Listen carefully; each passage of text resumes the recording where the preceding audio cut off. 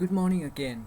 Um, Today we are going to continue from next week about the form of the transformation system, and today is the second part of the form of the transformation system, which is going to describe or explain about the layout planning of the job shop.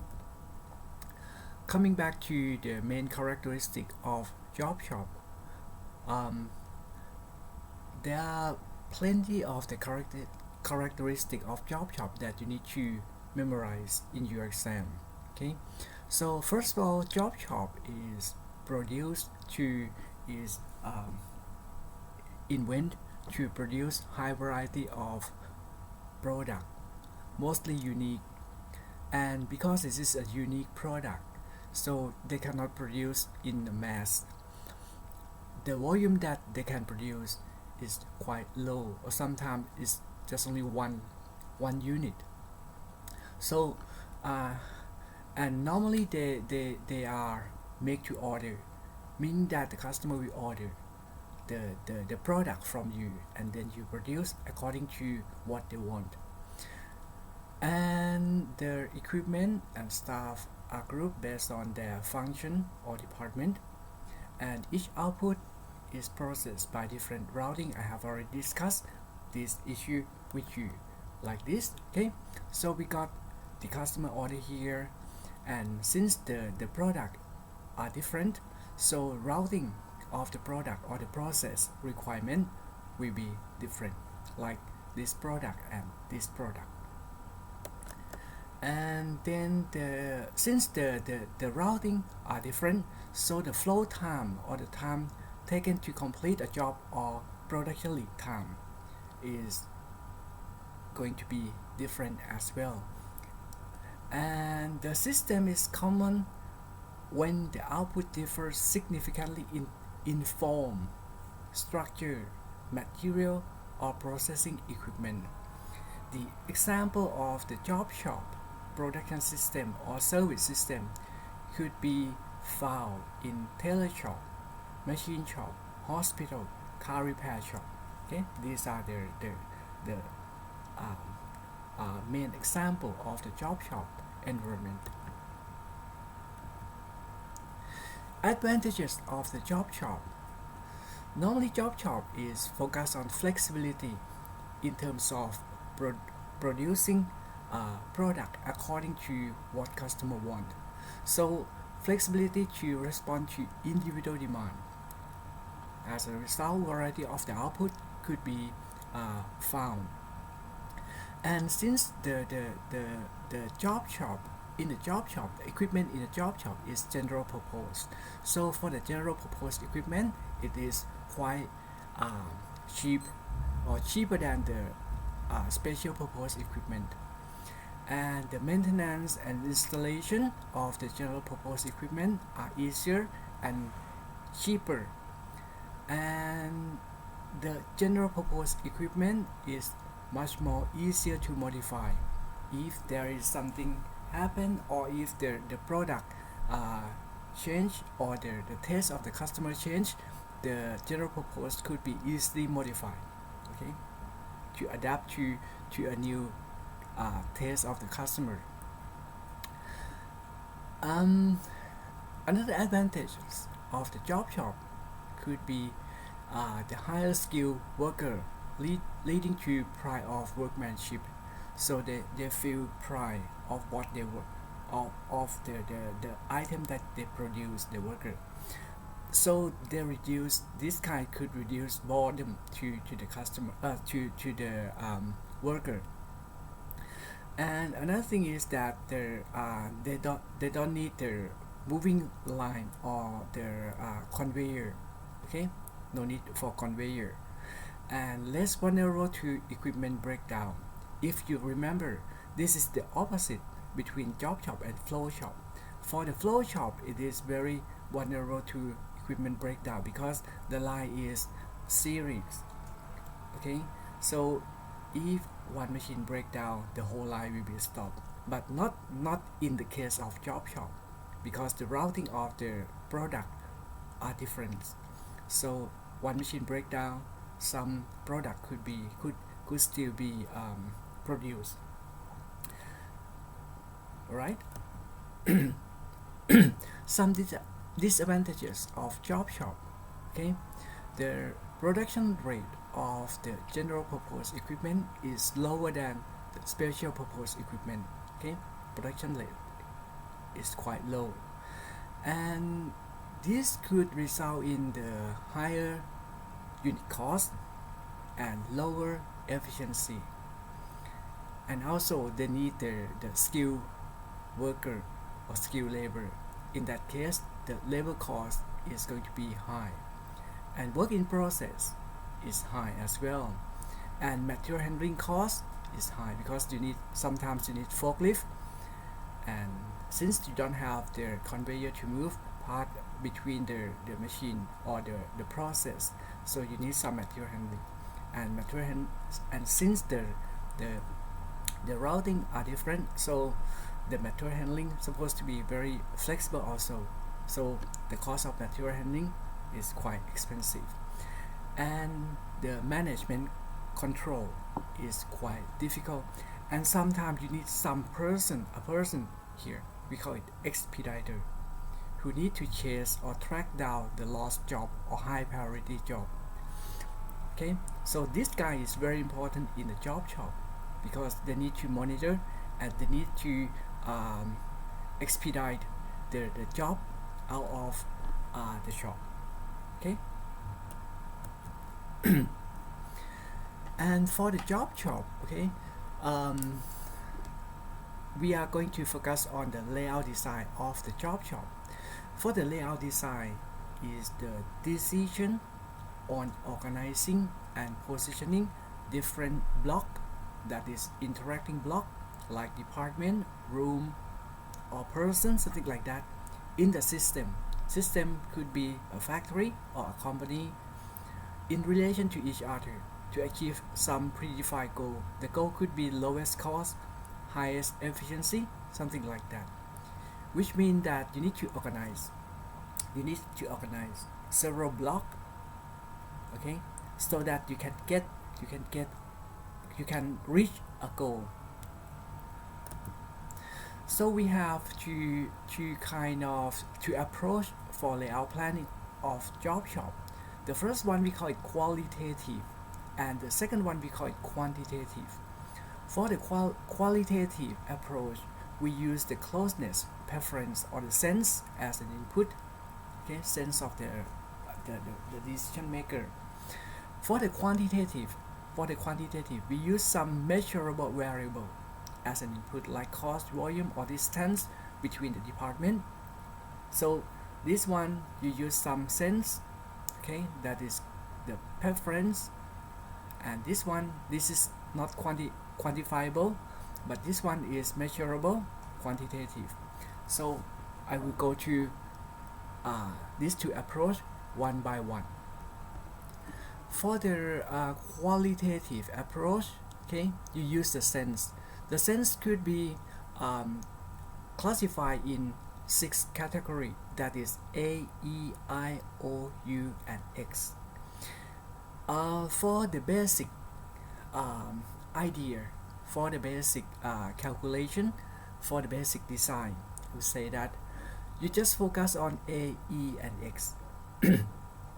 A, the closeness preference of A, meaning that two departments supposed to be absolutely necessary to be close together. Okay, so here is A, something like this. Small double A and A has a closeness preference of A. So you can see that the way they put together, like they are adjacent to each other. Like this one, you can put A and double small a like this, or like this, or like this, or like this. This is the good closeness preference or the good layout of A, right? Okay, so it is adjacent to each other. For E, E stands for especially important. So instead of adjacent to each other like A, for E you can use this diagonal adjacent like this one, right? Okay, double A and E, E, E, and E. So if it is adjacent, even though it is adjacent like this or adjacent like just only the diagonal point to each other, so this is the closeness preference, acceptable closeness preference of E. And the last one, okay, the last one that you could consider is X. X is undesirable, meaning that these two departments should not be located close to each other. So normally we put them far apart, the farthest apart from each other, like this x2 and x2. Okay, this position supposed to use to put two different department that has the x relationship, like this one or this one. And this is the block plan, okay, the block plan or block or the grid area, the place that you can put the department in. Okay, so this is the block plan. So according to the closeness preference, so you can come up with some layout design. Okay, I will give you some example. Suppose we have a block plan like this. Okay, we have the block plan like this, 6 block plan, 6 block that you need to fit in 6 department. Okay, 1 2 3 4 5, something like that. Okay, and the closeness preference between each other is given in this metric, like 1 2 2 the preference is E, 1 2 3 the preference is A, and 3 2 6 the preference is A. So we just consider just only A, E, and X. And if you see X in the metric, please start X first. Please start to plan X department first by putting them farthest apart from each other. So in this case we don't see any X, right? So we start with A. Okay, so I in this example I would like to show you not so good. Before I show a good one, I would like to show you not so good layout. For instance, I say that I give you some example. I put 1 3 5 2 4 6, like 1 3 5 2 4 6 in this block plan, and you can see that there is two department that is 3 and 6, which the closeness preference is A, right? 3 and 6, the closeness preference is A, but they are not adjacent to each other. So in this case the layout is not that good. This is not a good layout. But if you change a little bit, like this one, 1 3 6 2 4 5, something like that, so you can see that A adjacent, A adjacent, E could be diagonal adjacent, but here is adjacent is acceptable, right? So this is a good layout.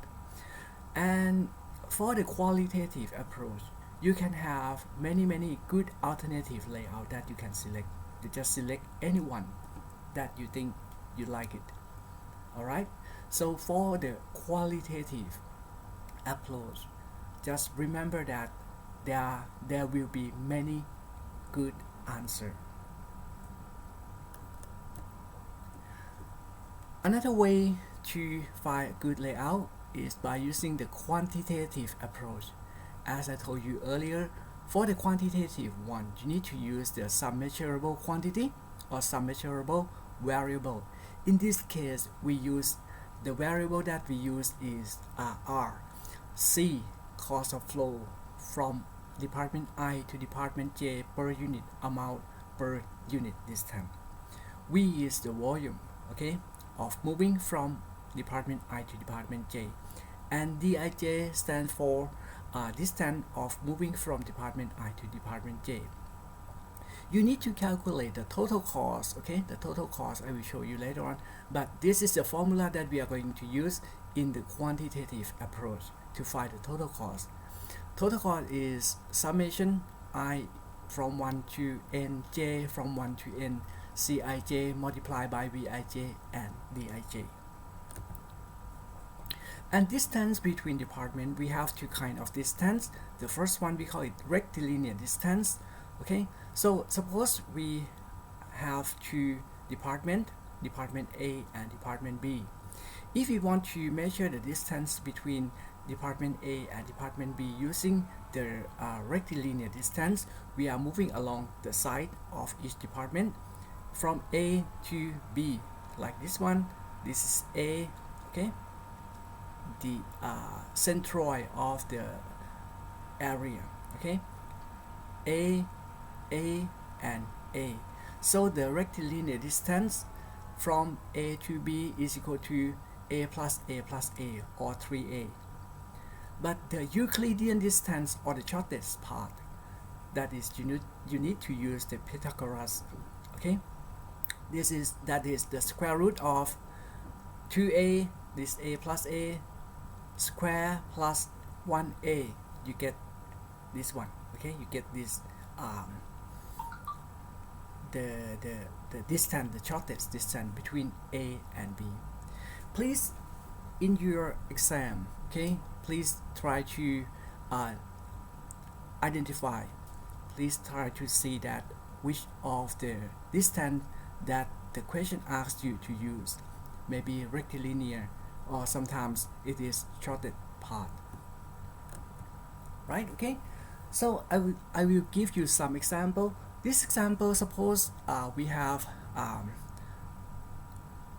4 block 1, 2, 3, and 4. That is the office layout. For the office layout like this, okay, we have one restroom here, which is cannot be moved. Okay, it's fixed, you cannot move. And we got 3 different officers. Okay, one is chairman, and the second one is junior admin, and then the number 3 is secretary. Okay, we want to move these 3 persons around so that the total cost is going to be the lowest one. Here we use the Euclidean distance, or shortest distance, okay, or shortest part, or shortest distance. From here to here is 10, from here to here is 10, and from here to here, suppose normally we will take square root of 10 square plus 10 square, so it's going to be 14 something.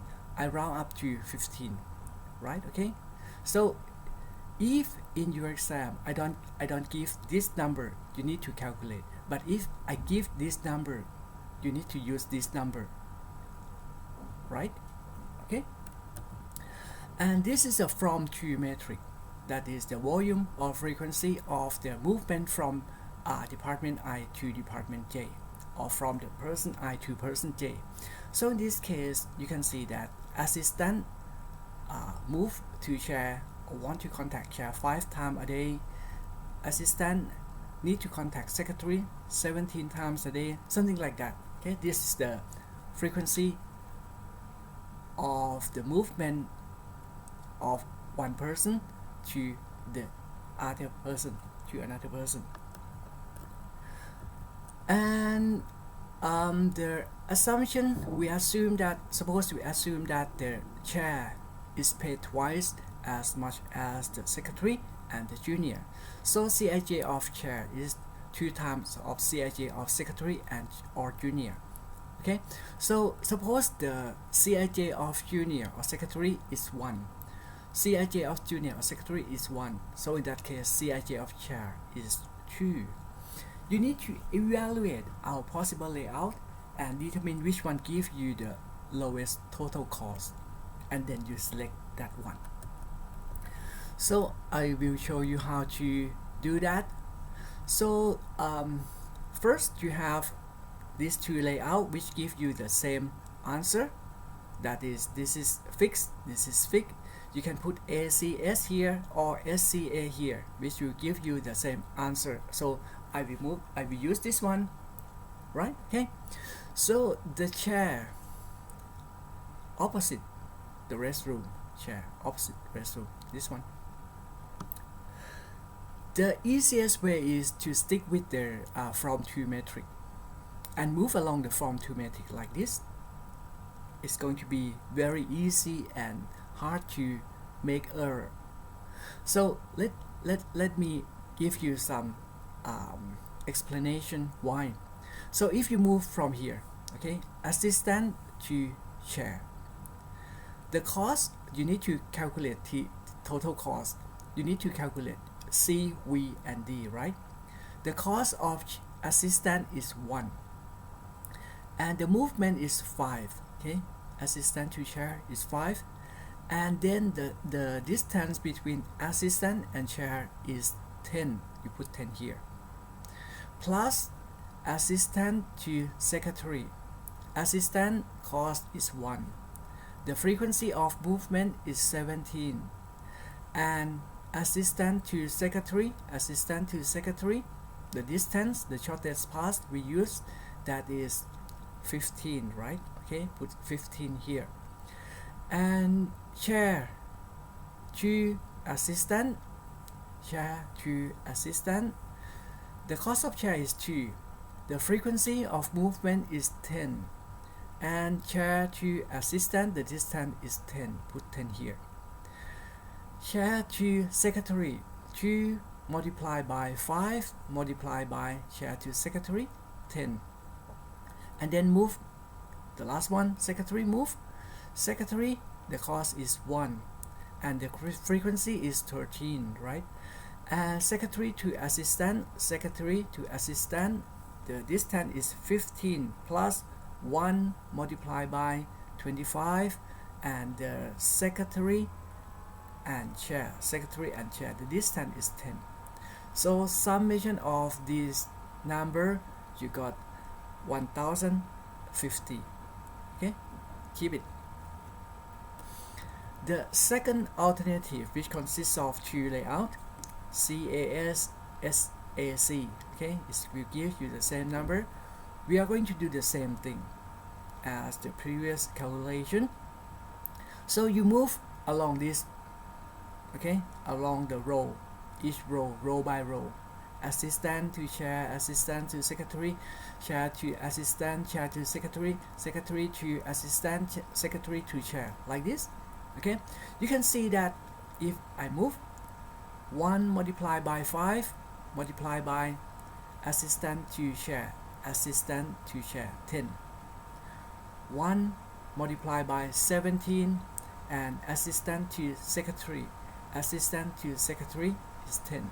Okay, chair to assistant, chair to frequency 10, chair to assistant is 10, plus chair is 2, cost of chair is 2, 5 from here, and chair to secretary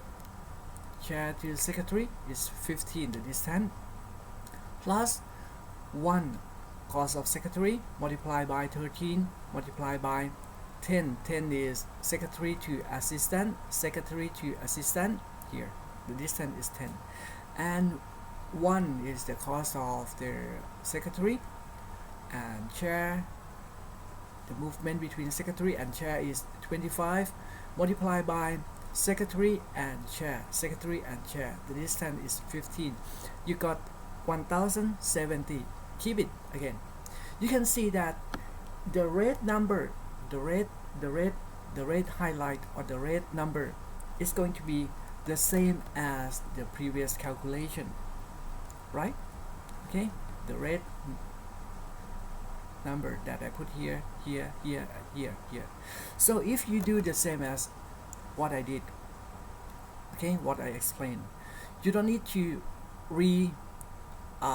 think about the number again. You just add the distance after these two numbers.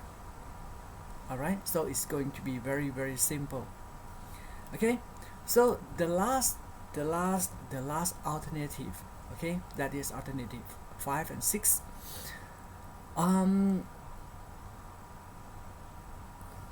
Secretary opposite restroom, okay, opposite restroom. This one, just copy 15, 117, 210, 25, 113, 125 from the previous calculation, okay, and then you just add the distance, okay, in the blank, right? Okay, the first one, assistant to chair